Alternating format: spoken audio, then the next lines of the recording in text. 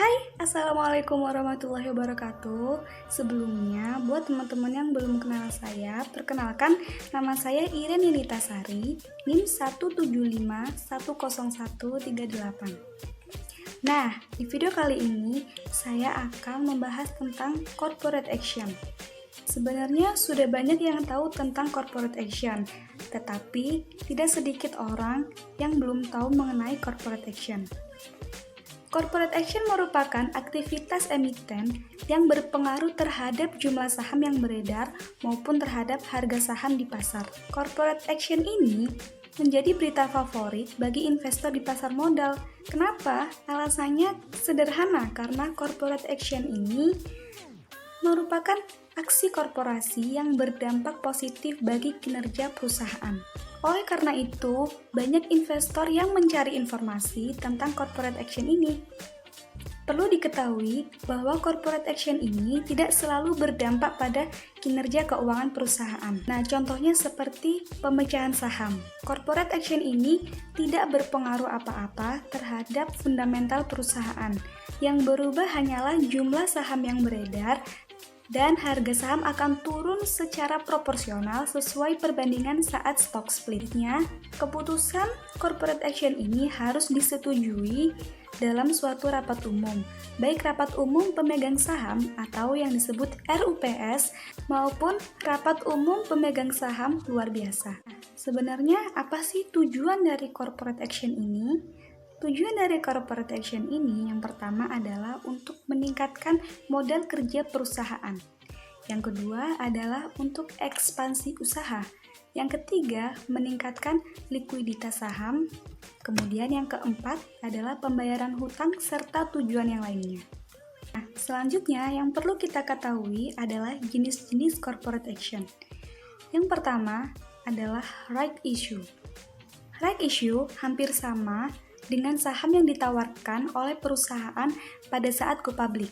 Nah, bedanya right issue ini adalah dikeluarkan oleh perusahaan yang sudah terdaftar di Bursa Efek atau sudah IPO atau go public.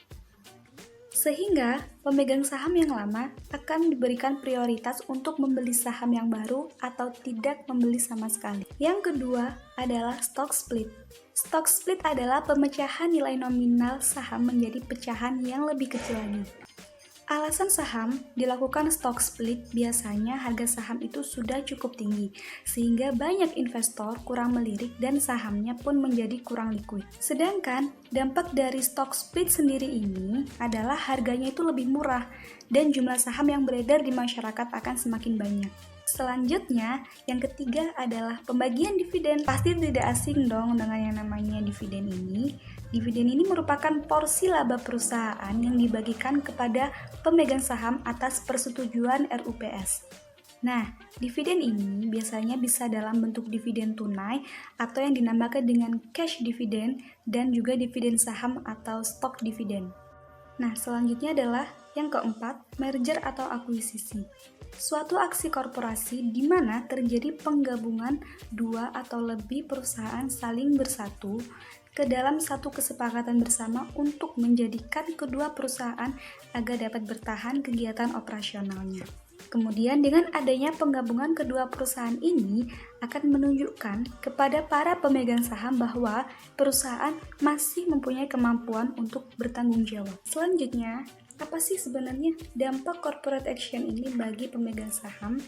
Sebenarnya, corporate action ini yang dilakukan emiten akan berpengaruh terhadap jumlah saham yang beredar, kemudian komposisi kepemilikan saham, jumlah saham yang akan dipegang oleh pemegang saham, serta pengaruhnya terhadap pergerakan harga saham. Dengan demikian, pemegang saham ini harus mencermati dampak atau akibat corporate action sehingga memperoleh keuntungan atau profit dari melakukan keputusan atau antisipasi yang tepat. Nah, sekian video pembahasan tentang corporate action. Bagaimana? Sekarang lebih mengenal tentang corporate action kan? Terima kasih. Wassalamualaikum warahmatullahi wabarakatuh.